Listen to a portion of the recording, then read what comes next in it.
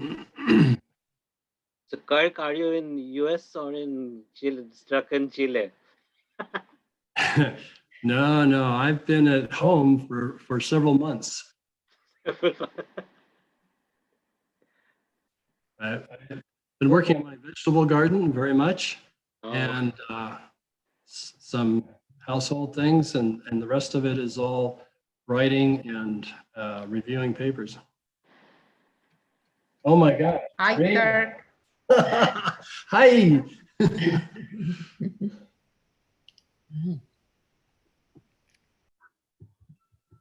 Hi, Kirk. Hi, Maria. How are you? Maria from Portugal. Yeah, from Fine, thanks. Are you still in Gaia? Yes. Reading your papers, the old ones and the new ones. Always. Is that because you're Thanks. having trouble going to sleep? No, because they are very, very good, always.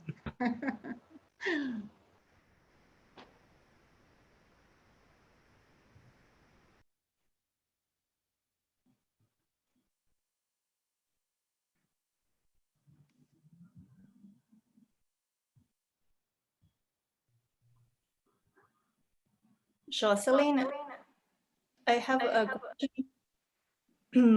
Yes. Maybe I can show the first slide of my PowerPoint presentation where I have the title of the project. Yeah. We shared the links already on the chat. There are two links. One is for our presentation and the other is for the YouTube channel if you want to subscribe, because all our videos are going to be kept there. Yeah. And yeah, you're going to share. Yeah. Just to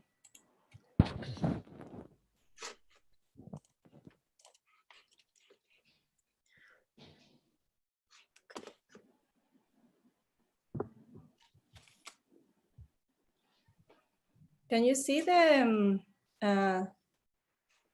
can you see my screen? Yes. Yeah. Yes. Perfectly. Okay.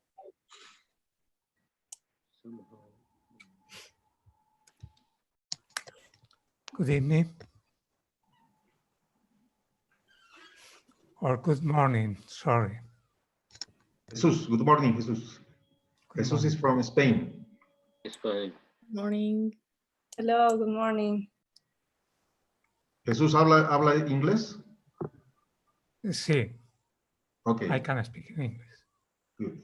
Welcome, Jesus. Thank you very much. I also have greetings from Virginia Siminelli from Brazil.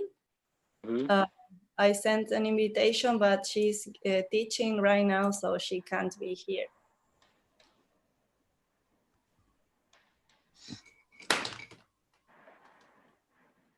You see, Maria Eugenia is also there. Okay.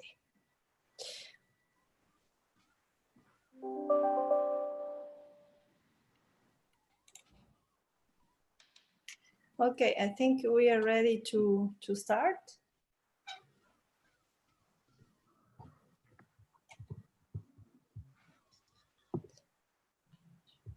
Yes, we're ready. Okay. Everything's working. Okay, cool. YouTube is working? Yes. But I need to exit. Oh. I need to exit my full screen.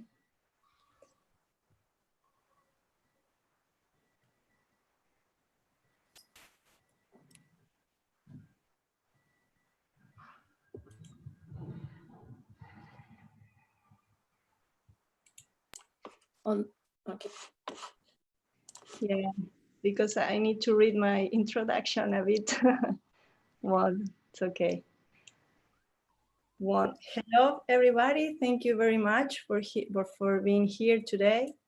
This is the second webinar organized by the IGCP 707 project, which is called Origin, Distribution, and Biogeochemistry of Arsenic in the Altiplano Puna Plateau of South America. This project is funded by the UNESCO in collaboration with international associations. And this year, the pandemic didn't allow us to make the annual meeting that we are supposed to do. So we decided to interact by making these webinar series, and which are open to the scientific public and also students. The leaders of these projects are Jocelyn Tapia from Universidad Católica del Norte in Antofagasta, Chile. Hello, Jocelyn. Is Mauricio Ormachea from Universidad Mayor de San Andrés in La Paz, Bolivia. Hello, Mauricio. Also, Noemi Tirado. I'm not sure if Noemi is here. Also from La Paz, Bolivia. Kirk Nordstrom, who is our speaker today, and me from Universidad Nacional de Salta and CONICET in Argentina. So this project is part of the International Geoscience Program of UNESCO.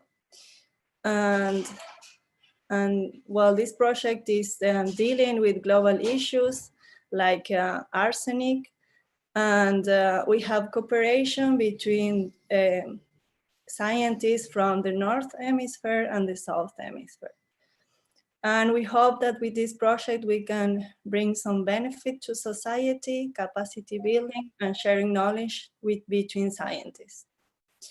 So before I introduce our speaker, I want to introduce Anne Meist. Hello, Anne. Well, hello, everyone. Because today we have many Spanish-speaking people, Anne is going to help us with the translations. So if somebody wants to write the translation in Spanish on the chat, and also if you want to ask orally the question in Spanish, Anne will be able to translate. Anne is right now in the same room with Kirk, respecting the social distance. So they can interact each other and they can help us for the question and answers session after Kirk's talk. Anne has a PhD from Princeton University in geochemistry and has substantial experience working on water pollution associated with metal mines, including work in South America, especially in Peru. That's why she's very good in Spanish. She's a consultant working for Buca International. Today, our speaker is Kirk Nordstrom. He's a senior scientist with more than 40 years with the United States Geological Survey. He has a bachelor's degree in chemistry from Southern Illinois University, a master's degree in geology from the University of Colorado, and a PhD in applied earth science from Stanford University. With more than 250 publications, Kirk is recognized internationally for his research on acid mine drainage, radioactive waste disposal, geothermal chemistry, geomicrobiology, arsenic geochemistry, thermodynamics, and geochemical modeling. Well, for us, it's a pleasure to having Kirk today. So I hope we all can enjoy and ask as many questions as we have. So. Kirk lost his connection temporarily, hopefully, and he's trying to get it back. Okay. Okay. I was just sharing my. Es un computador del gobierno. Es porque no es muy bueno. Ah, está bien. Oh, no, because then you'd have to share.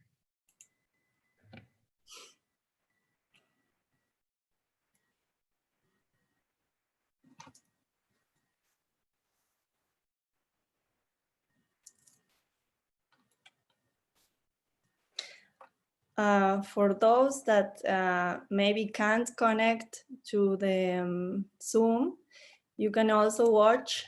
You can also watch it on YouTube. Jocelyn, I think it's not working. The YouTube is working, but I think I put a wrong link. I'm sorry. Ah, Yeah. but I have opened the Oh, it's working or not? meeting that we are supposed to do. So we decided to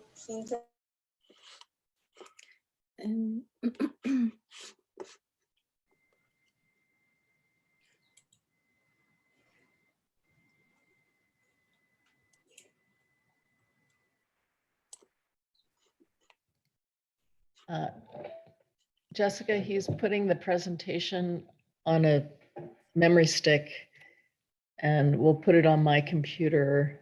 Okay. So it'll take a couple of minutes. Okay.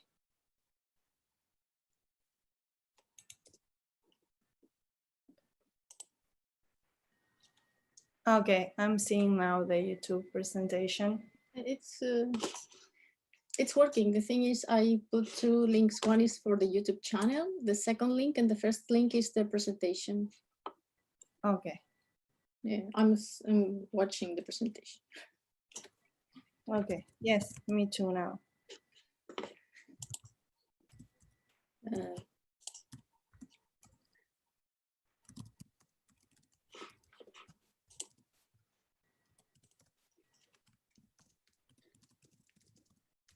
So for the people who is watching on YouTube, they can also ask questions on the chat and I can read the questions and ask.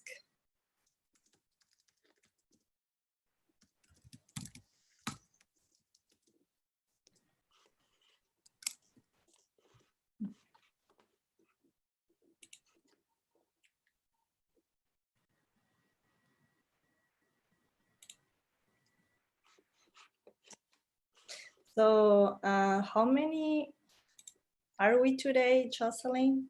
200? Soon we have 85 already, and there were 227 subscribers. Okay.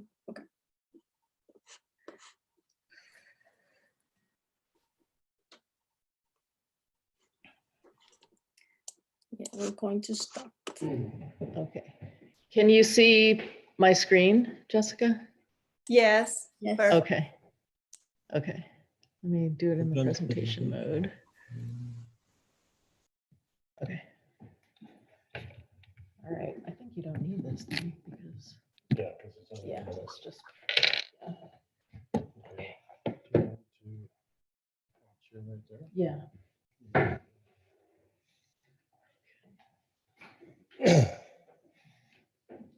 And then we'll have to yeah, there we go. Okay, they should hear you. I've just had a gender change. Can you see me okay? All right, let's try it. Jessica, I can see you. So give me a thumbs up. Your change. Can you see me okay? Okay. Okay, now mute. All right. Sorry for the technical problems, but it is a government computer and that these things happen occasionally. So this is an overview for arsenic hydrogeochemistry because it's an overview and because I'm trying to cover all of these things, tectonics, lithology, hydrology, microbiology, and chemistry. It's a very brief overview of all these things that I'm trying to summarize in about 45 minutes. We'll see how well this works. The overriding question in my mind that's bothered me for a long time is, why is arsenic more concentrated in some parts of the Earth's surface and not other parts? And there's another important question that goes along with that. Are there hydrologic factors that mobilize geogenic arsenic? So we're going to start with the big picture here. There's two ways to think about the global arsenic cycle. One way I call flux reservoir concept. And I call it a static concept, even though there's a flux involved, because it's a picture at one moment. It's just at one moment in time. And it's the mass balances for all the sources and sinks in the transport of arsenic throughout the Earth. The other one I call more dynamic, the geologic cycles concept, which is sort of like thinking of the changes in the flux reservoir concept over long periods of time. And of course, these are related, but not quantitatively necessarily. Flux reservoir is, in other words, the current mass balance, and geologic cycles are the result of billions of years of Earth history.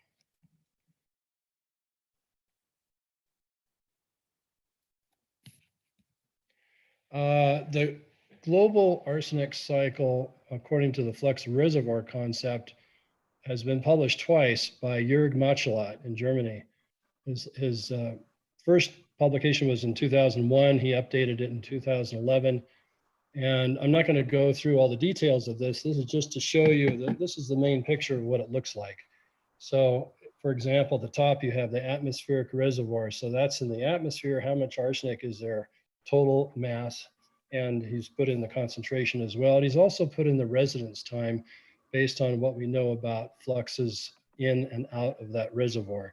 And that's what all the arrows represent, are the fluxes. Normally, when one does a global cycle, one puts numbers on the arrows too that say what the rates of movement from one reservoir to the other are. And he has that information, he just didn't put it in the diagram.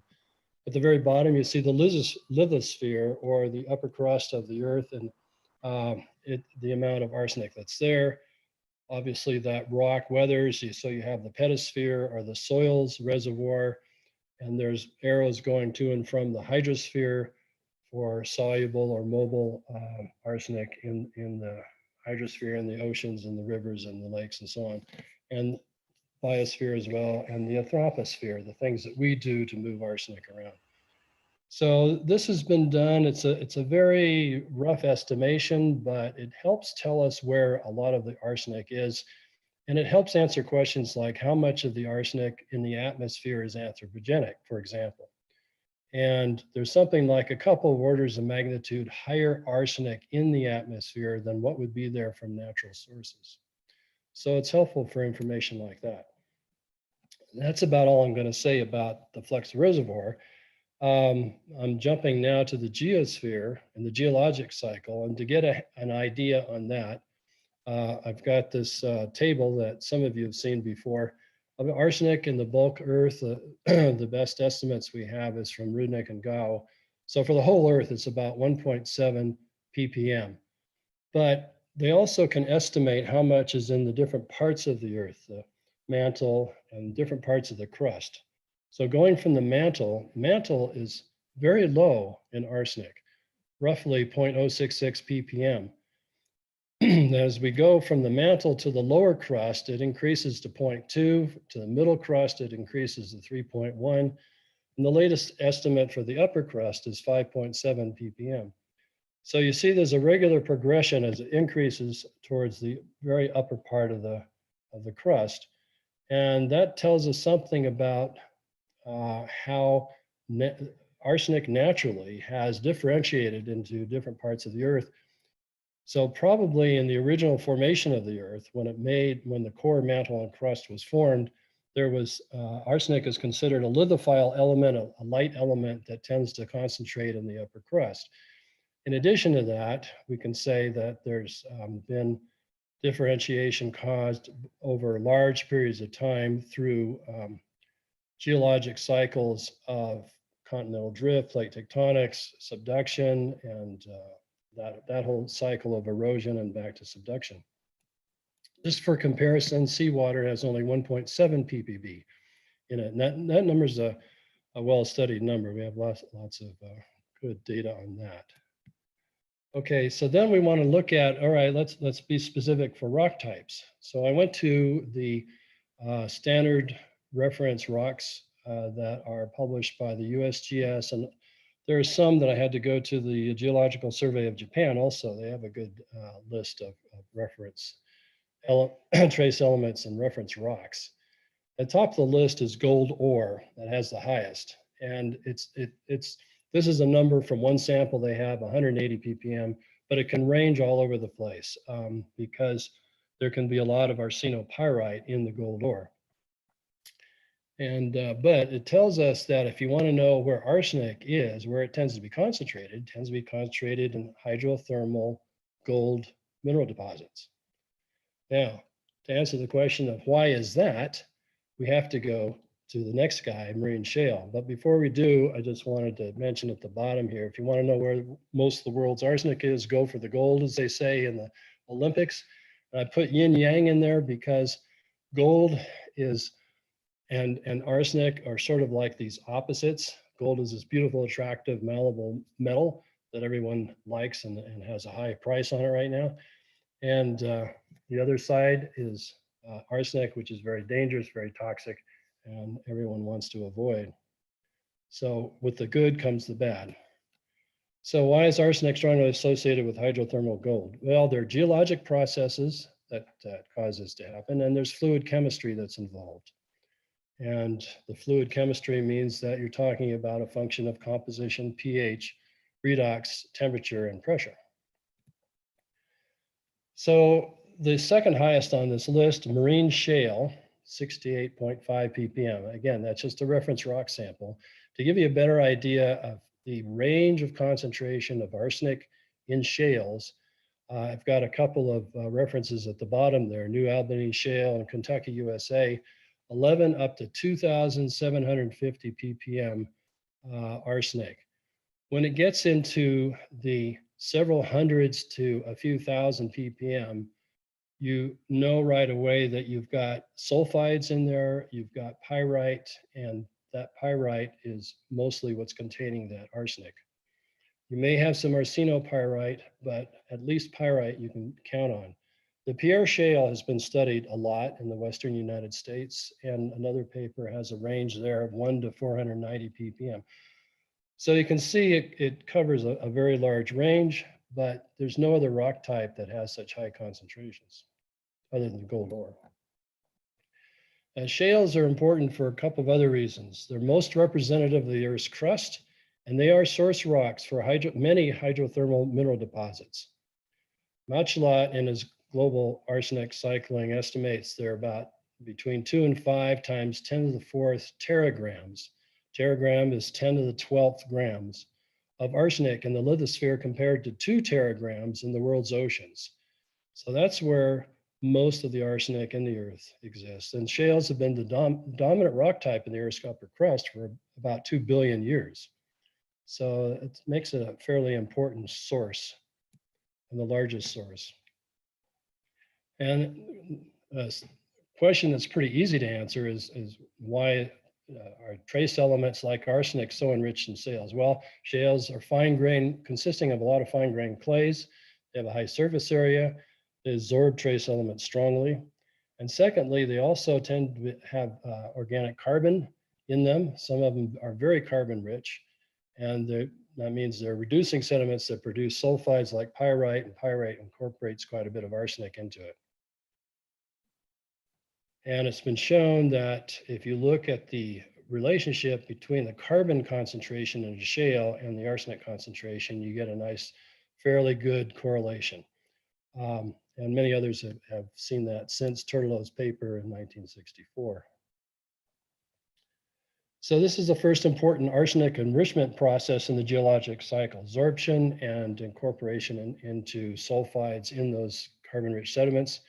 For example, there's a paper by Piper who looks at the process of seawater as being a source of minor elements in black shales and shows that for trace elements like arsenic, it's pretty clear that's what's going on. There was a special session at Goldschmidt meeting in 2012, I think that was in Montreal, that examine the relationship between black shales and mineral deposits. So over time, economic geologists have realized that black shales have been the most common source rock for hydrothermal ore deposits. And in some cases, economic geologists have shown that here's the black shale, here's how it's been altered, and over here's the ore deposit. So they can actually see the source rock, they can see the path of transport, and they can see the environment of deposition. So we have a connection between shales and ores of gold, copper, silver, lead, zinc, cadmium, etc. Now, once you have that shale with those trace amounts in them, and they get hit by a magmatic intrusion, and it starts heating up the shale, and hydrothermal fluids start circulating through it, it'll dissolve the arsenic from those sediments or from the rock. And that was first shown by Alison Mann in some laboratory experiments, and later, those are two famous New Zealand geothermal chemists. Another geothermal chemist from New Zealand, Urs, in 1977, showed that when you leached arsenic from a New Zealand greywacke, you can see it coming out at 105 degrees. But when you increase the temperature to 480, more than 70% of the arsenic can be leached out of that rock. So once the temperature goes up, there's a preference for arsenic to be in the fluid phase. That fluid phase is going to be in fractures in the rock. So fracture flow dominates, and you're leaching from a large volume of rock into a limited fracture porosity, which further concentrates the dissolved arsenic. So here you have your second enrichment process, partitioning into the fluid phase with an increase in temperature. Now, the association of gold and arsenic has another important aspect, and that's the fluid chemistry. So they're both soluble in hydrothermal fluids because sulfide complexing, that is, both of them complex fairly strongly to sulfide. That keeps them in solution, even for some range of temperature and pressure. So that's a third enrichment and solubilizing effect, is the sulfide complexing. In gold mineral deposits, the main mineral is arsenic,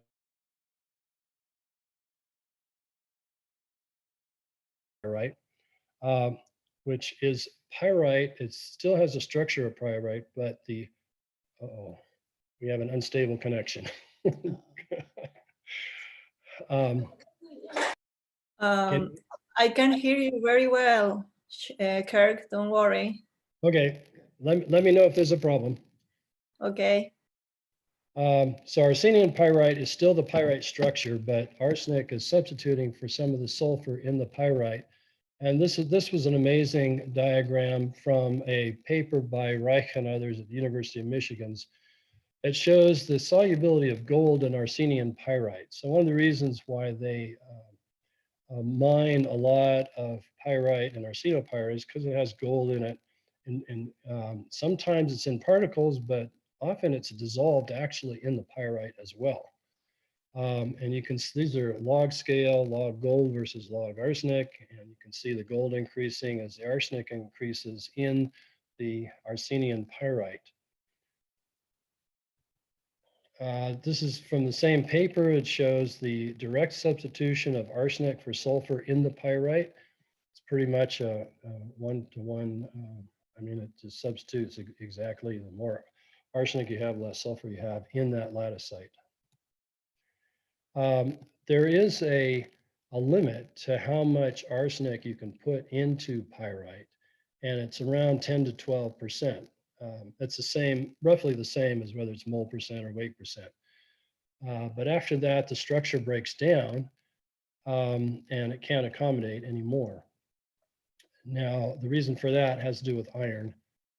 If you change the iron to nickel, nickel is just enough difference in cation radius that now you can get arsenic substituting in that lattice site over the whole range of composition. This is an example of Rammersburgite, Gersdorfite, going from nickel arsenide to nickel arsenic sulfide, which Gersdorfite is the analog to arsenopyrite, of course.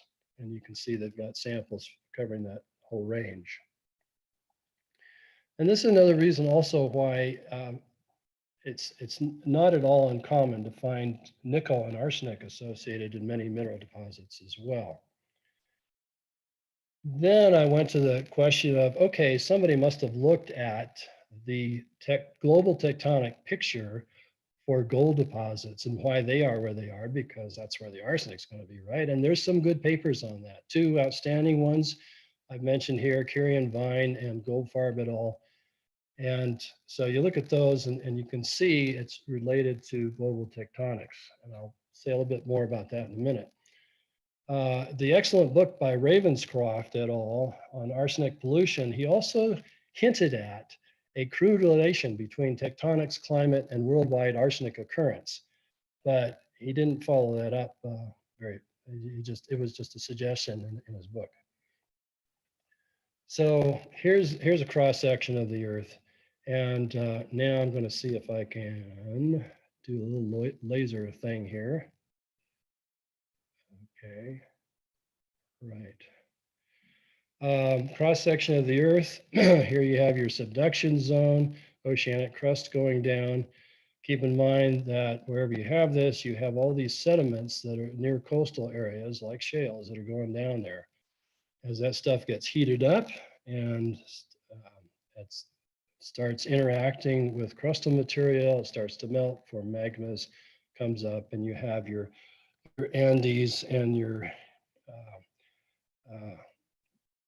volcanic eruptions and so forth going on. And then over here, the asthenosphere is basically the mantle, and that's coming up in two main kinds of places. One are the ocean spreading ridges you see here. So this is all new oceanic crust being formed. It doesn't have the continental sediments, so it doesn't have the same material.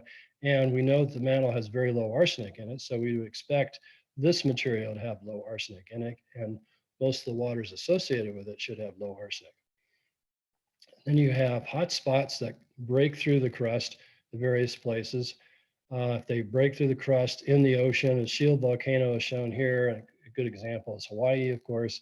You wouldn't expect there to be much arsenic there either, because you don't have this crustal, terrestrial crustal material with the high arsenic in it. Over here in your island arcs, as in Japan, or stratovolcanoes, that might be in between. If you have a lot of material from the continent that got incorporated into this island arc, as you often do, you will have high arsenic. So in Japan and New Zealand, you would expect it. So the simple picture of subduction zones, mid-ocean ridges around the world, you can see here, and the hot spots are all the red circles shown. So there's Hawaii. You can see the subduction zone going all around the Pacific through South America, Central America, North America, Alaska, around to Siberia and Japan, and down into Malaysia and New Zealand. So you would expect all those areas to be high arsenic areas, but not Hawaii. And then you have Yellowstone, which is a hot spot right in the middle of the continent that should have some high arsenic in it. Iceland should be low arsenic, and so on. So by knowing something about the geology and the tectonics, you have an idea where you might expect arsenic to occur. So let's just check that out and see if it's true. There's very few analyses of Hawaiian thermal waters for arsenic, but there are some, and they only go up to about 70 ppb, which is not very high. Iceland thermal waters, they're continuing to get more data on this, but the latest numbers that I've been able to find go up to 252 ppb, but most of them are quite a bit lower than that. They're in the few tens of ppbs. Interesting thing about Iceland, the first paper on arsenic in Iceland thermal waters was by our good friend Stefan Arnason, who did both cold surface waters and thermal waters. And after he published that paper, I asked him, I said, where do you find the highest arsenic in thermal water values? I knew that there was one place in Iceland where there's some rhyolite. Most of it's basalt, but there's some rhyolite. And I said, does it happen to be close to the rhyolite? And he checked it out, and yes, it was. So again, the reason why there's rhyolite there in Iceland, which is on a mid-ocean ridge and a hotspot, is because Iceland got caught between Europe and North America which collided at least a couple of times over the geologic history. And some of that continental material got caught in Iceland at one point and got stuck there. Yellowstone, highest we've measured is about 15 ppm, typically 0.3 to 3 ppm arsenic in the thermal waters. One of the highest ones that was first recorded was from El Tachio in Chile, up to 30 to 50 ppm. And it's interesting, there's no hydrogen sulfide in that water. Alaska has very high arsenic, up to 48 ppm, and New Zealand up to 8, Tibetan Plateau up to 6, although they may have found some higher values now because they've been doing a lot more analyses there. So all of this is consistent with the general tectonic picture that high arsenic occurs with thermal leaching of continental rock, especially rock that's incorporated shales into it. So there you have the so-called Pacific Ring of Fire, where you would expect to see high arsenic. I show this picture of Alaska because it was one of the first places in the United States where they found very high arsenic in groundwater, up to 10 milligrams per liter, near the Fairbanks area. And Fairbanks is right in the middle of this big yellow envelope, which defines the gold mineral deposits of Alaska.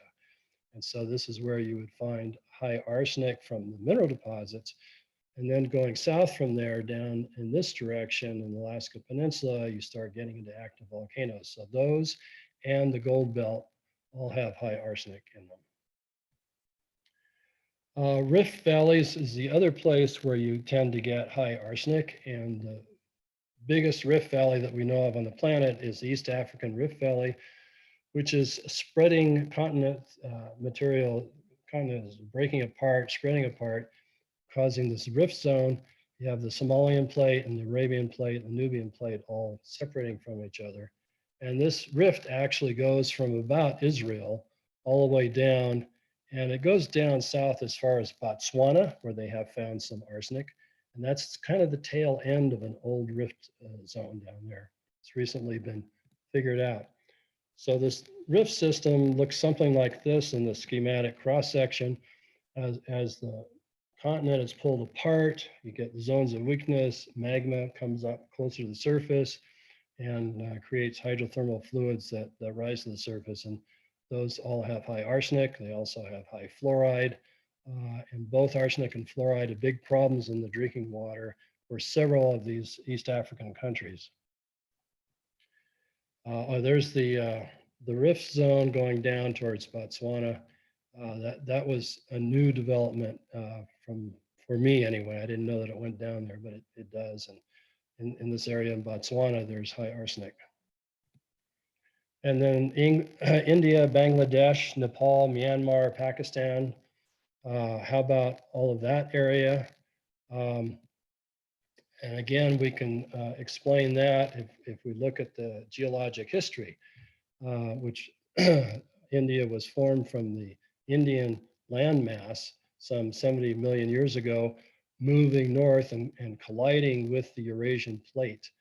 And of course, causing the Himalayan orogeny and caused a lot of ore deposits and arsenic mineralization. Now, during this period of time of several tens of millions of years, there was a big sea between these two plates called the Tetha Sea. And it was a large shallow sea that would have had a lot of fine-grained sediments, in other words, a shale, that would have built up over this period of time and accumulated trace elements like arsenic. And then that got crunched into the Himalayas. And then with the heating that came with that subduction, there were several subduction zones actually, that would cause the thermal waters that came through there to have high arsenic. I love this picture because it's without all the extraneous anthropogenic activities and without all the vegetation. It's like a LiDAR map of India, and you can see it, how it collided very clearly with the Eurasian plate. And you have this mountainous areas from Pakistan all the way through the Himalayas into China. There are sulfide mineral deposits all through here, up here. We know there's a lot of arsenic in the Tibetan Plateau, and there's also mineralization in this area as well. And there's arsenic coming down into Pakistan. This is just a close-up example in Bangladesh. They've known about places of high arsenic mineralization in the foothills of the Himalayas for quite a while. For example, the copper and arsenic mines at Samthar Hill near Darjeeling, which erode into the Tista River and come down into the Brahmaputra. There's also some coal deposits over on this side in India, and they found some lollingite, which is a rare mineral, iron arsenide. So that's also weathering and going into the Ganges. So there's source material. There's also geothermal waters that go into tributaries of the major rivers of the Bengal Delta.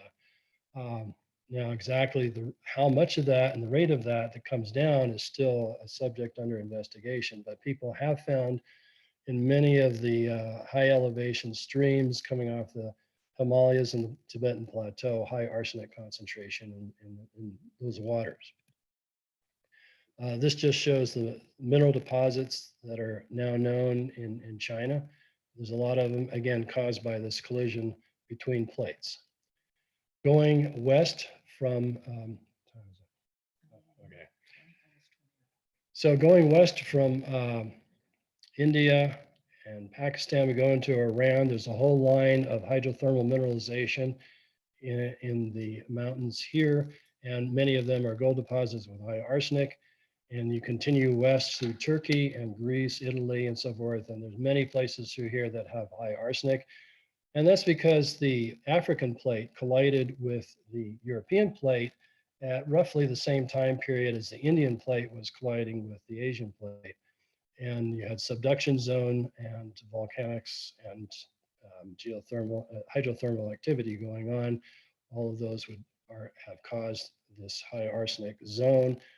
The most famous place that I've ever seen, I've never been there, but the Zarshuan mine gold mine in northern Iran, the entrance to the tunnel, one of the tunnels there, is just nothing but orpiment and realgar mineralization lining the tunnel, the portal. And there's a lot of gold in that, but it's also kind of lethal material to be mining. And of course, there's not any protection that I'm aware of for these miners. So that alpine Himalayan orogenic belt is the suture zone that would be prime area for high arsenic. Going to the hydrochemo side, the fluid composition, what are the factors that affect solubility and mobility? There's a lot of them. I've listed them here. High pH waters, reduced waters or organic rich, high sulfide waters, which usually go with the reduced waters, high temperature waters, as we've mentioned, high bicarbonate, carbonate waters, high phosphate waters. Phosphate is a very good competitive absorber for arsenate. And so if you have a water with high phosphate, the arsenic has a lot of, let's say the phosphate and the arsenic is about the same concentration, the phosphate will tend to outcompete the arsenic on surfaces. High silica waters also, and high sulfate waters. Some of the highest recorded values are given here.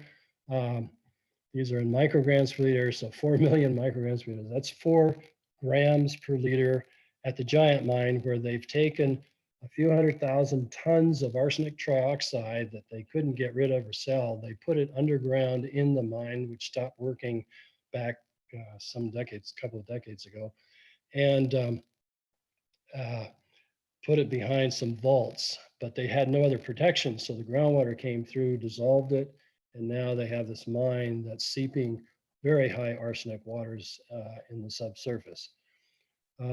Iron Mountain, kind of a famous place in California, a Superfund site that I've been involved in and I did my PhD thesis on. We went underground one year and found some very acid waters with 850 milligrams per liter arsenic in it. There's a similar site in Russia, in the Urals. They documented 400 milligrams per liter dissolved arsenic. And then there's evaporated closed basin lakes, California and Nevada. And one of them, Cyril's Lake, has a borate deposit in it, but it also has very high arsenic, is another example of that, and may be analogous to some of the places in South America.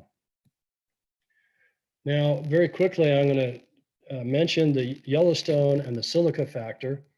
We've done a lot of studies on geothermal waters in Yellowstone. This is the upper Firehole River, this picture here. And I think, yeah, the circle shows where the Firehole River is on this map of Yellowstone Park, which is in the very northwestern corner of Wyoming. The Firehole River receives more geothermal input than any other river in the park. Under low flow conditions, about 30% of the flow of that river is coming from geysers and hot springs flowing into it. This picture down here is about near in the Midway Geyser Basin, so it's about partway down the river. So we did a profile of the river, going from above where most of the geysers are to the lowermost point that we could sample. You can see the temperature profile in this upper diagram, 10, 12 degrees. And then when it gets to the upper geyser basin, this is going from upstream here at 0 distance, and downstream is at 38 or something kilometers. So getting into the upper geyser basin, you see this big jump, and that's where most of the thermal water comes in right there. Jump in temperature from around 10 degrees up to 22 or so, and then it keeps going up from more input up to 25 and then on down. In that same range, you see the pH jump. That's because these geysers have high pH. The pHs are 9 to 10, and so they raise the pH of the river. They also have higher chloride than the normal river water, and so the chloride concentration jumps up as well. Now, what I wanted to show you particularly was the silica profile and the arsenic profile. Here you can see silica is less than 50 milligrams per liter at 0 point distance. And then when the geysers start dumping their hot water in, it takes a big jump up to about 90. And we analyzed both the dissolved or filtered silica and the unfiltered silica, which is this total recoverable value here. And at this point, you can see there's a clear separation between these two, where the unfiltered water has higher silica than the filtered water, telling you that there's colloids of silica that are being filtered out. In other words, silica is precipitating actively in that water. There's so much silica in there. And we also know that because the bed sediments of the river in many places are cemented by silica. You can't drive a stake through them. They don't look like they're cemented because it's very clear, thin veneer, but it's cemented with silica. So if you have that silica surface, that's sort of like, you know, if you have a beaker of water that has a lot of arsenic in it, but it's in a glass beaker, arsenic doesn't want to absorb to that. And that's what's happening in this river. The arsenic goes up and up and doesn't absorb, even though it's all arsenic 5. We've done the redox speciation on it. Now, the arsenic concentration jumps up in the same place where the other jumps occur. It goes down here because it's getting diluted by another tributary that has close to the same discharge. And then it goes up. But the reason that you know that no arsenic's being attenuated is because when you do the arsenic loading, it just goes up and up and up until you get to the end of the river where there's no more hydrothermal inputs.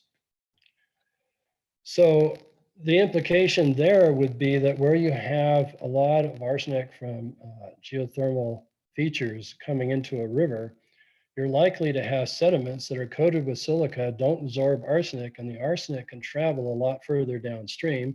And maybe this is one of the things that was going on with the Rio Loa in Chile.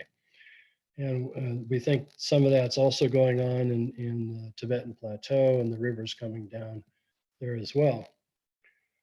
There are some calculations of mass flux of geothermal arsenic from Lassen Volcanic National Park. It's about 6 metric tons per year. Concentrations are low, but when you start adding it up on an annual basis, it's a lot.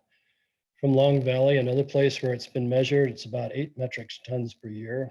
I went to our data and calculated it out, and we're looking at, and for the Firehole River only, but it's the main one, in Yellowstone Park, about 80 metric tons per year are flowing out of the park. Almost none of it's being absorbed on the bed sediment, so it goes about 50 kilometers, and then it leaves the park and enters areas of farming and irrigation where they're actually using some of that arsenic-rich water. All the major rivers transporting arsenic in Asia and eroding from mineralization originate from the Himalayas or the Tibetan Plateau, where geothermal waters discharge. So we're talking all of these major rivers: Indus, Ganges, Brahmaputra, Meghna, Mekong, Red River, Yangtze, which the Chinese prefer to call Xiangjiang now. Just more recently in the Yangtze, they've not only found arsenic in the river, but in the pore waters of the sediments around major cities like Wuhan, which everyone knows now because of the virus. But in those sediments, they found up to about 1 milligram per liter dissolved arsenic just in the last 5 to 10 years. Very quickly now, the microbial part. One can't talk about arsenic and its mobility and its transformations without understanding a little bit about what the microbes do. And that's all I have time for, is a little bit. There's a lot of families of prokaryotes that can oxidize and reduce arsenic. Prokaryotes are 2 of the 3 domains of life, the archaea and the bacteria. Everything else is eukarya, which are complex cellular organisms like us. Archaea and bacteria are more like, they can be single cell, but they work as single cells and their cell structure is different. A lot of these guys can tolerate very high arsenic solutions. For example, there are studies where they found they could adapt to 15 grams per liter of dissolved arsenic. So it doesn't kill them like it kills us. They're chemoautotrophs, or more properly chemoautolithotrophs, but it's a mouthful. These microorganisms actually derive energy from oxidizing arsenic. This was shown a few decades ago. There's a lot of arsenic reducers of different types out there, and they can reduce under aerobic conditions. So I was in the laboratory of a friend of mine. He had on his lab bench a large beaker with a clear solution, and he's bubbling air through it. And he said to me, that solution, Nordstrom, is only has arsenic 3 in it. There's no oxidized arsenic. How does that happen? And I said, well, you must have a lot of dissolved organic carbon in that solution. And he says, that's right. So given a good food source of carbon, there are microorganisms that can reduce arsenic even in the presence of lots of oxygen.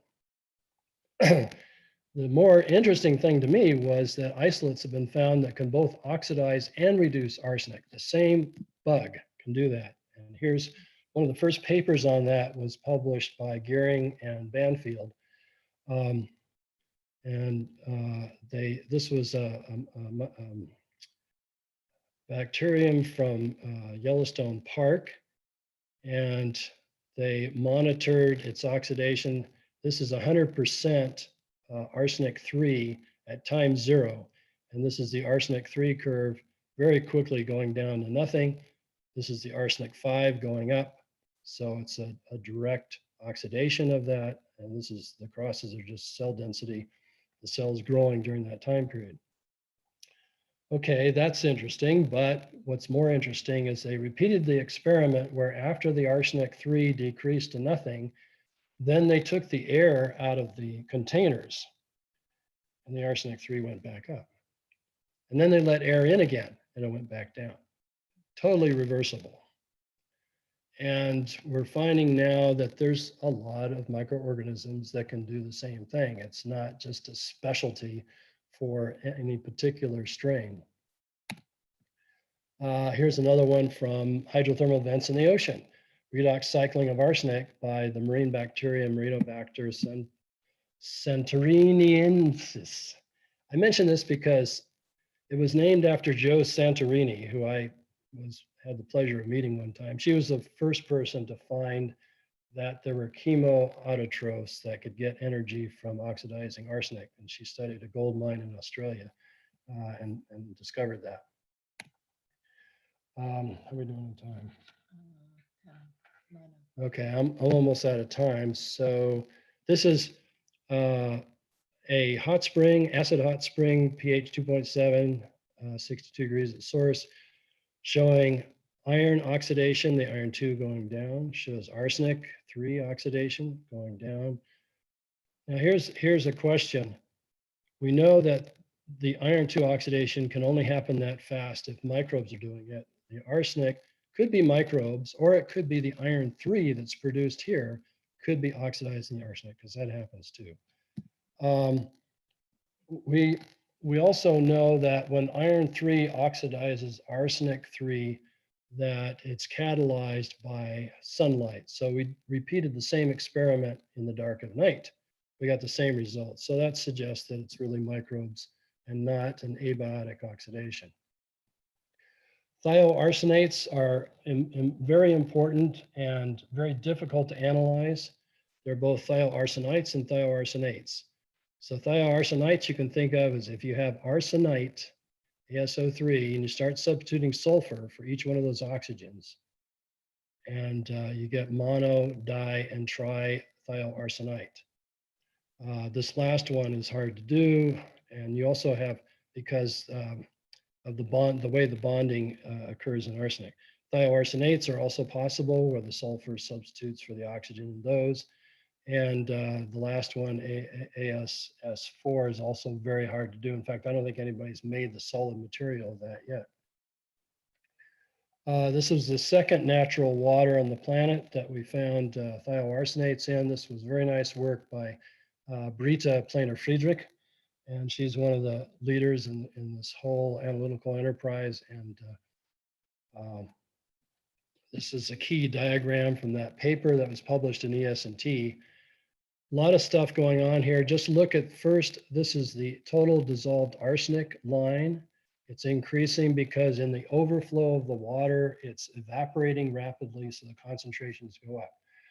So that's why it's increasing a bit.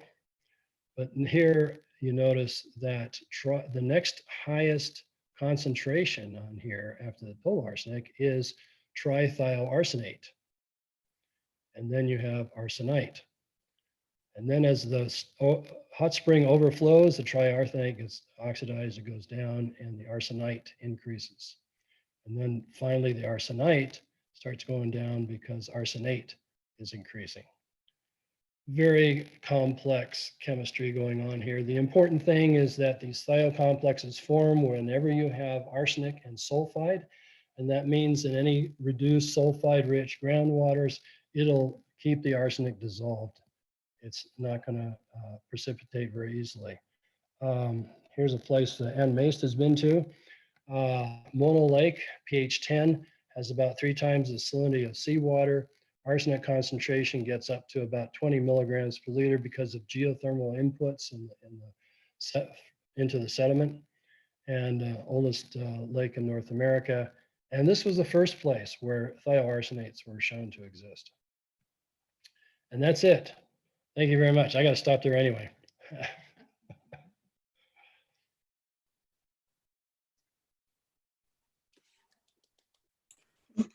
Thank you, Kirk. Nice pictures from Yellowstone. We have some questions. I don't know if I should get off the screen or not. But, yeah. But, well, okay. Yeah. Okay. Yeah. Questions, please. Yeah. Here I'm going to read one that's in the chat. This is from Ayas Alam, the director of the geology department in Universidad Atacama here in northern Chile. And the question is, my query is how, on one hand, you consider some rhyolitic rocks as likely source of arsenic in Iceland, which is quite interesting, while no such criteria was used for East African Rift, both being predominantly basaltic domains. I'm not sure that I would agree with the characterization of the East Africa Rift as being mostly basaltic terrain. There's a lot of silicic rock out there and volcanic rock in sort of the rhyolite to andesite range. And in addition to that, there's bound to be some sediments in there, and where there's sediments, there's probably some shales as well. So I haven't looked in detail at the lithology. That would be useful. But they're not all basalts for sure.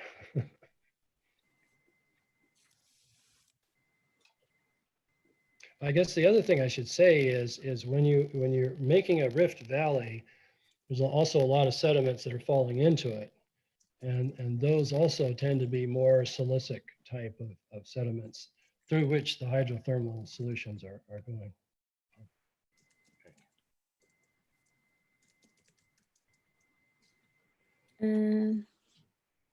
Yeah, I don't see more questions. I don't know if I have questions. I can bring them.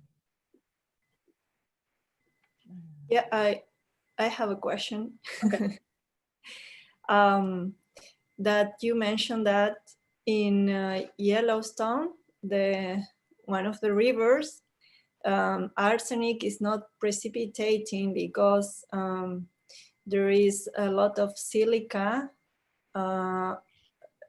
precipitating on the channel of the river, and so that will. I mean, if we will have iron precipitating, then we could sorb arsenic. But in this case, arsenic is soluble because there is nowhere arsenic can precipitate. Yeah, it's just the wrong surface. Iron is a great surface for absorbing arsenic, and silica is a terrible surface. That's right. Mm-hmm. Kirk, I have a question. Rosun, go ahead. Yes, I mean, I'll come back to the East African. That means I have both my computers on with this. Okay. So the question was that when you look into the East African Rift Valley, we have very limited information about the composition. So the only study which has been done that's primarily in this region, what do you call it? Partly in Ethiopian Rift region and also partly in Kenya. And right now, what we are seeing in Tanzania, for example, there we see that we have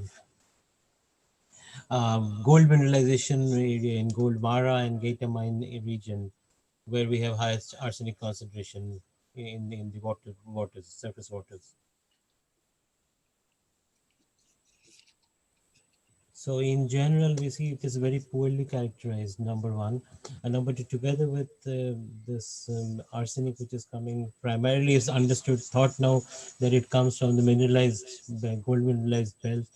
But no concrete information is available for arsenic in the Rift Valley. So to say, in the stretch between Ethiopian Rift and down south, like Gold Mara region and also down south Kilimanjaro and further south to Arusha.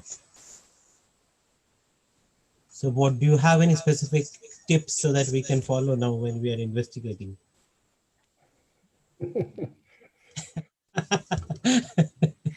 Yeah, well, first what you do is you settle the political and social problems of East Africa, and then you go in with the army of geologists and map the hell out of it. Yeah. And importantly, the major focus has been on fluoride in the region. Yeah, there's been much more work on fluoride, that's right. And it's too bad that a lot of those good studies on fluoride didn't analyze arsenic at the same time. But slowly they are being done, and they are finding arsenic is often high where the fluoride's high. Exactly, and that is also aligned with the findings from Argentina, for example, where we have high arsenic region in Salta and south in Santiago del Estero. For example, we have high concentration molybdenum, vanadium, arsenic, fluoride, and boron also to some extent. Yeah, so we have these oxidative elements. Indicators. Yeah. Yeah. You have an excellent presentation. You've heard the expression, when you're hot, you're hot. Yes.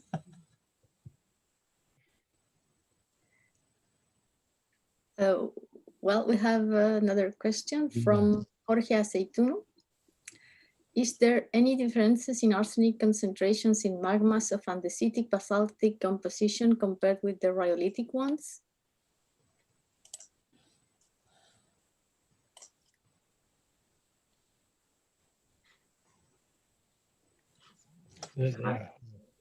Yeah, absolutely. That's what I was trying to show in listing the different major rock types. As you go more and more mafic in your rock type, and that usually means you're going more and more towards your mantle material, the arsenic concentration decreases. That's very clear. So a dunite is a kind of ultramafic rock that is representative of mantle material coming up, and that has almost no arsenic in it. So that's one extreme. The other extreme would be a shale or a magma formed largely from a shale. Okay, we got the questions up here and we're looking at them. Oh wow, so many English speaking people. Yeah. Dina Lopez, she's asking in the Yeah. table for arsenic. Do you want to see or do you want to read? No, I can see it. I can see it. Okay, Yeah. go. So in the table for arsenic composition of rocks, volcanic rocks show considerable lower levels of arsenic than sedimentary rocks. Does that mean that the arsenic that we see in hydrothermal waters is not leached from the volcanic rocks, but from some deeper sedimentary source underlying volcanoes? Well, the important point here is that we actually just don't have very much information on certain trace elements like arsenic in volcanic rocks, number one, generally. And secondly, that I'm not this kind of a geologist, so I don't know. But it seems to me that a very challenging question is, where did your volcanic extrusives come from? They could have come from a melted granite. They could have come from a melted sedimentary rock, and they could have come from all different kinds of sedimentary rocks. So what it came from is going to have a large bearing on how much arsenic it's likely to have, unless it's been so leached over a few million years that the arsenic got leached out of it. So the picture is complicated. And at the same time, you can sort of see, you can make your argument any way that you want to when you don't have the data. But you know, if you see, let's say a rhyolite and you see it's very low in arsenic, does that mean it was leached? Or does that mean it just didn't have that much to begin with? And that question hasn't really been asked very much. So we haven't thought about it. All right. If you have a follow-up to that question, I'd be happy to answer it. Meanwhile, I'll go on to the next question. Oh, yeah. How to explain the high concentration of arsenic in caldera lakes? Maybe we should back up a bit and say, where do you see caldera lakes? Now, I know I've seen them in Argentina, and Alaska and a few other places. And these are largely rhyolitic to andesitic terrains. Costa Rica. Costa Rica, yeah, very good. Yeah, thank you. I don't recall ever seeing a caldera lake in Hawaii, for example. I'm not sure it exists. So again, this is a good question that I don't think people have thought about too much, but I would say let's look at the rock type and the composition of the caldera lake as well. You know, is it high pH, low pH? A lot of these things are low pH and they can dissolve a lot of trace elements when like the Poas crater in Costa Rica is a good example. Very low pH and can dissolve a lot of trace elements that way. So I think it's a combination of the original rock type and the composition of the water. But Kirk, is there any absolute apparent benchmarking of the composition of this caldera lakes, so that because it is also thought that they also give an early early indicator to upcoming volcanisms with a change in composition with time. Oh, monitoring? Yeah, Monitoring, yeah. yeah, Early yeah. warning system. There are some places that have been monitored over time, and the main reason for that is to try and figure out when the next eruption might be. Yeah, I think sulfur dioxide and sulfur. Right, there's different sulfur species, Yeah, including polysulfides and yeah. thiosulfate and weird stuff like that. But I don't know of any, there must be some arsenic data, but I think they've concentrated on the sulfur species, not arsenic so much. Hmm.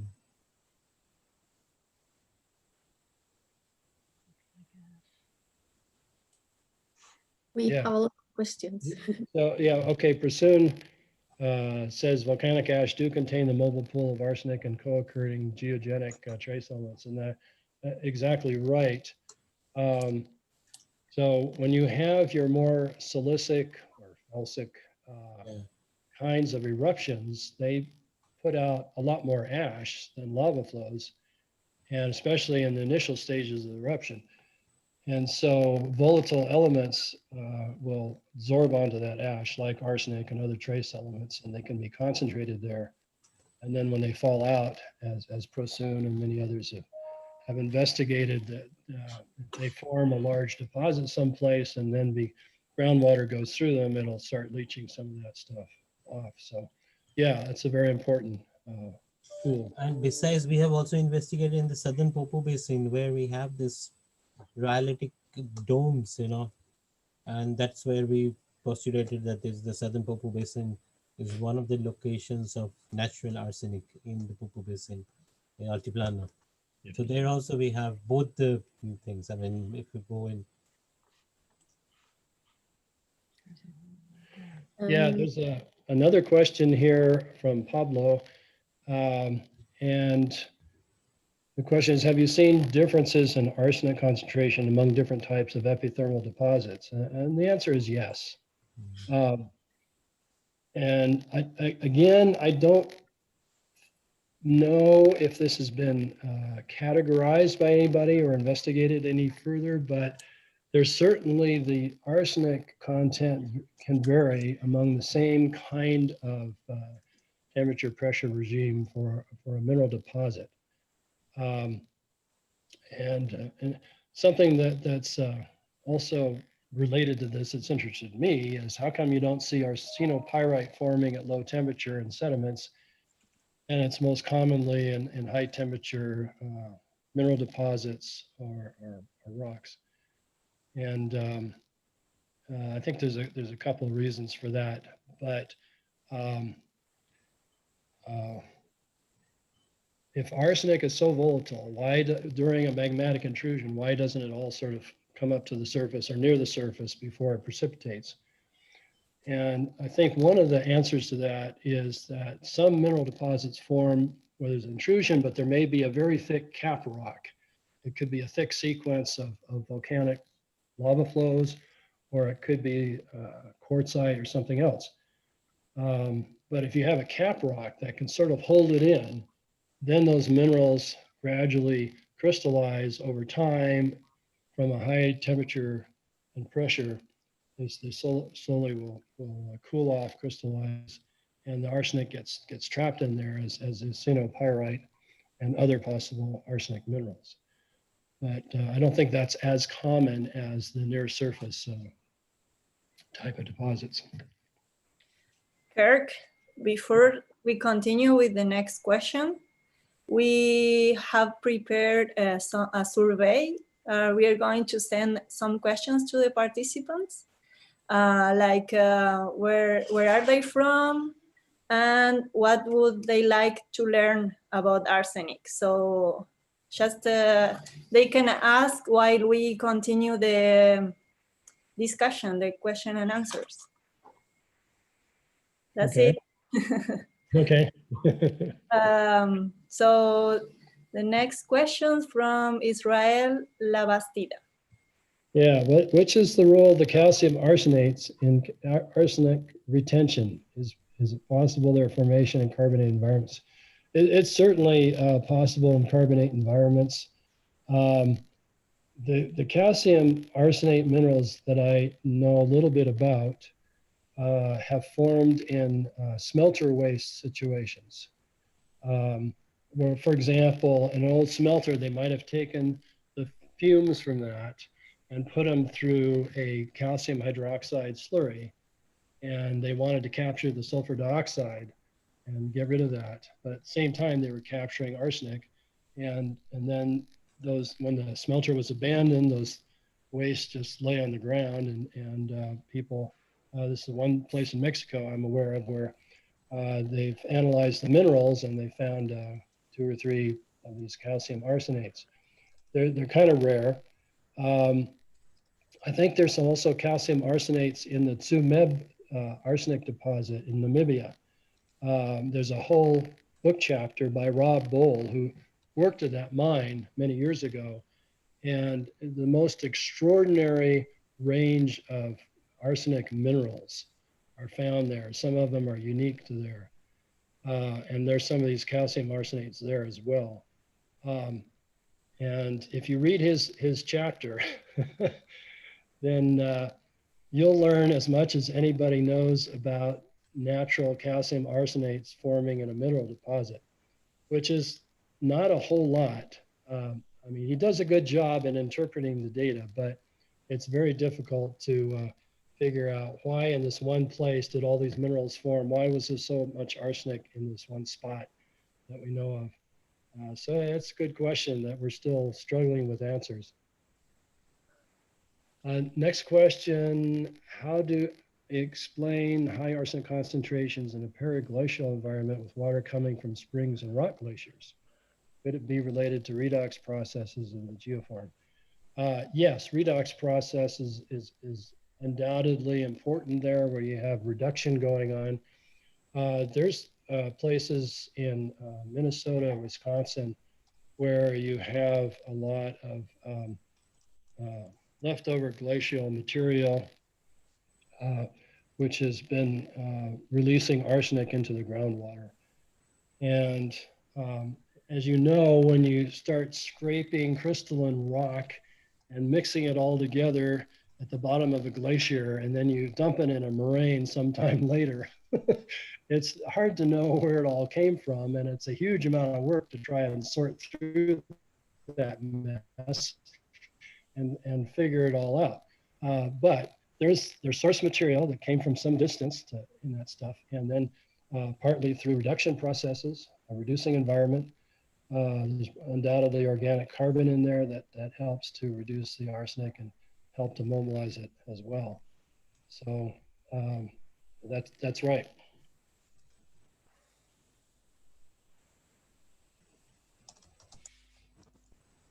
Okay. Yeah, I see from Leonardo. Leonardo, yes. He was asking on YouTube, and I just copy the questions and pasted here. Okay. What is my opinion on in situ remediation technologies for endotrital aquifers? Oops, then it moved. There. For example, oxygenate an increment of endotrial, yeah, okay. Such as oxy hydroxides by iron chloride solution. I read about medium to low efficiency in alkaline aquifers. Yeah, whenever you have, when you're trying to absorb arsenic out, if you have high carbonate, high pH, and or high phosphate in that aquifer, it's going to be much harder to absorb the arsenic under those conditions. So either you have to change the chemistry, lower the pH, or take out some of the carbonate to make it better, or you have to find a different method to do that. There was when I went to the arsenic and groundwater meeting in Dhaka in Bangladesh back in 1998, there was an engineer who got up who had worked with some of the Bangladesh water. And he said, well, you know, it's easy to take out arsenic. You just add an iron flocculant or aluminum flocculant. But then he was an honest guy. And he said, we tried that with some of these waters. Normally we get about 90% efficiency. But here we only got 65 to 70% efficiency at the most. And what he didn't know was that there was so much phosphate in that water that it was competing with the arsenic and the sorbent wasn't working as well. So these are things that you have to watch for. It's, you know, there are apparent easy solutions, but when you actually do the bench scale testing, then you discover there are problems, and you have to test for a variety of things that might occur in the particular environment or groundwater that you're dealing with.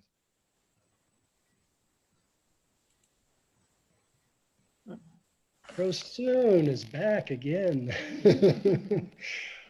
in the line or role of Wolastanite. Wolastanite, yes. You tell me what you know about Wolastanite. Because that I don't know, because I think you have seen a couple of your very old publications or somewhere, because I was talking to one of our previous research scholars about this in connection with retention of to contain phosphorus in natural eco-sanitation perspective. So wolastanite are commonly used to, they actually sequester phosphorus also. So the silica phosphorus. Do you think arsenate can also? So you say somebody did some experiments with that, and yeah, but in natural systems it is very poorly understood, I think. So yeah. it can also be contained when you have calcium carbonate in a system. So the old publication of Jerome Riago, I think 2003 publication, where he talked about, and with Lee or someone, that environmental science and technology paper, and the role of carbonates in sequestering arsenic 3. Do you remember that paper? Yeah, it's interesting. So there's a question from Cecilia. We found low arsenic in acidic catchments, acidic volcanic lakes, and high arsenic in circumneutral lakes, catchment lakes. Is there some other cations like iron we have to consider to analyze the cause of its differential availability? You are right. In acid waters, you have to look at iron and the redox state of that iron. If the iron's oxidized to iron 3, it will precipitate and it will capture a lot of the arsenic and take it out. Jessica and many others have seen this in acid mine drainage. You can have high arsenic in acid mine water at the source, but once that dissolved iron oxidizes and precipitates, it scavenges a lot of the arsenic and takes it right out. And so that's probably the main difference.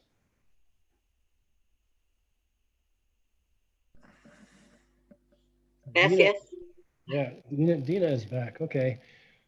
We're using a lot of phosphate fertilizers around the world. We know that phosphate can replace sorbed arsenic in soils. Has anybody done work in arsenic replacement soils of volcanic regions of Latin America? Well, that's not a question for me. Yeah, that actually brings up an interesting problem. If we put a lot of phosphate into the soils and there's any arsenic in the soils, we'll mobilize more of that arsenic for sure. And vice versa. The reverse mechanism was done by Lena Ma, the lady, one of the first people to show that there are certain kinds of ferns that are hyperaccumulators of arsenic. They can accumulate arsenic without any problem up to thousands of ppm, which is quite phenomenal. I met her once shortly after her paper came out, and I asked her the question. Oh, she did an experiment where she added increasing amounts of arsenic to the soil. And she noticed that as she did that, the ferns grew faster and better and taller and so forth. And it's like, she didn't understand why that was happening. And I said, well, maybe you're adding the arsenic and it's releasing phosphorus from that soil, which is making the plant grow better. And later she tried that and she said, no, it doesn't seem to be working. And then after that, I saw her once more and she said, oh, you're right, it works.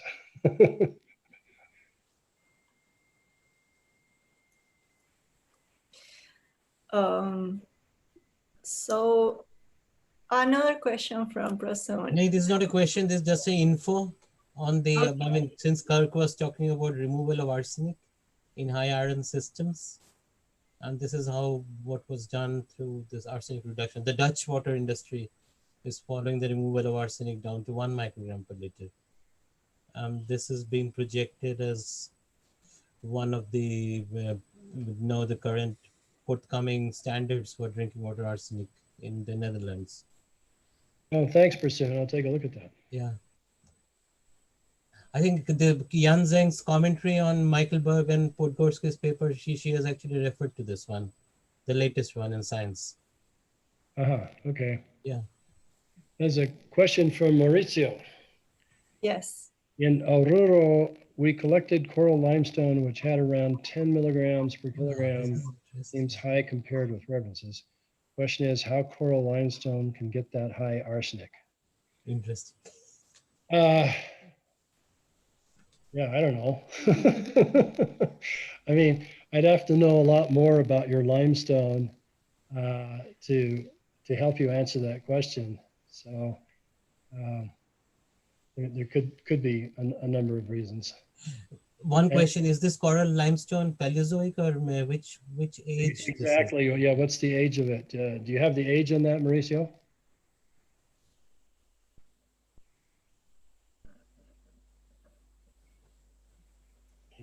No, I don't have. I know that it's. I'm not sure about that, but I can get the information later. You can get the info, yeah. In the Puna, in the Argentinian Puna, there are some limestones, and they are from Cretaceous, and they are related to the rift from the Cretaceous age, and or maybe I don't know, maybe they could also be from that period. Mm-hmm. Sorry, is it related with the, we have in the Altiplano these paleo lakes, which was around 20,000 years ago. I'm not sure. Is it related with that period? Okay. So there were coral limestones there? I'm not sure the limestones from the Holocene and from the Paleo lakes are a lot younger than the Cretaceous basin. Maybe are older. I don't know. We should check on geology, the geology of the place. Okay, so I think we don't have more questions. There's one in the, I don't know if you answered the one that's in YouTube or not. Yes, I already did it. Okay. And so, okay, we have another question from Cecilia here. Do you think that there is some geochemical reason why arsenic is concentrated in borite deposits like arsenic sulfide? I have not looked at borate deposits, but the one thing we do know is boron is one of those geothermal signature elements. So there's 4 geothermal elements that typically go together: lithium, boron, arsenic, and fluoride. And there's some, I mean, I've not looked into this again, but there's an interesting question of just how these rather important borate deposits are formed at all. I haven't studied that. I'll be the first to admit it. But I'm not surprised to find some arsenic, high arsenic associated with it. What the form of the arsenic is, I don't know, it could be sulfide, or it could be arsenate, or something else. But in a big picture, there is a geochemical reason, yes. But then one has to look at the more detailed geochemistry of the particular deposit to figure out just exactly what's going on. Oh, you found it as arsenic sulfide. Okay. Now, which arsenic sulfide? Orpiment?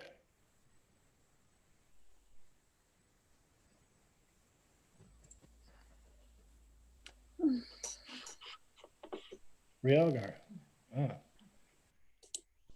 So we know a little bit, mainly, okay.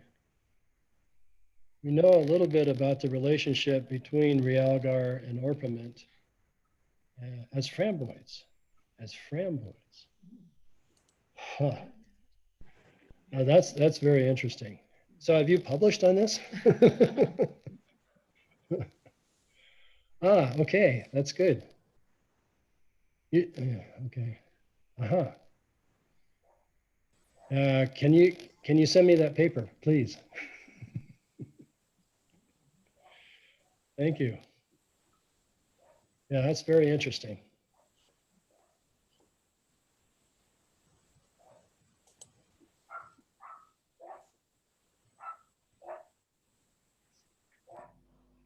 That's adjustments. Okay. Okay, do you think we're done? Yes. Yeah, I think so. Jessica, you have your microphone off. Yeah, Yes. you're on mute. Oh, there we go. Okay. Yes, I think we don't have more questions.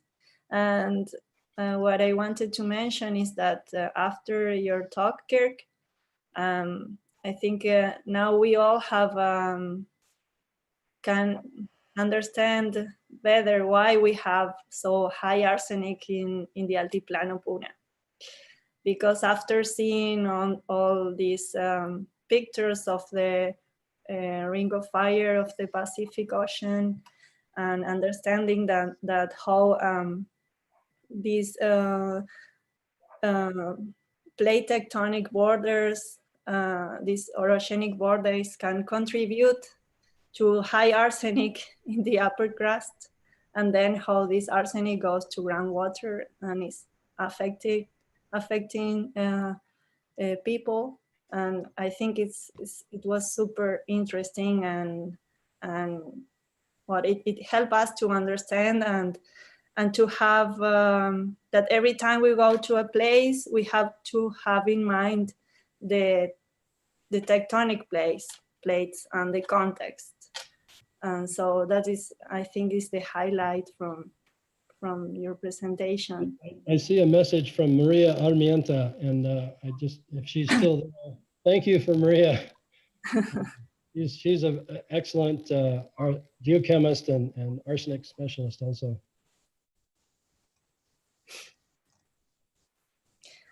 Okay. I'm going to start the YouTube, and well, thank you all for attending, and we see you next month.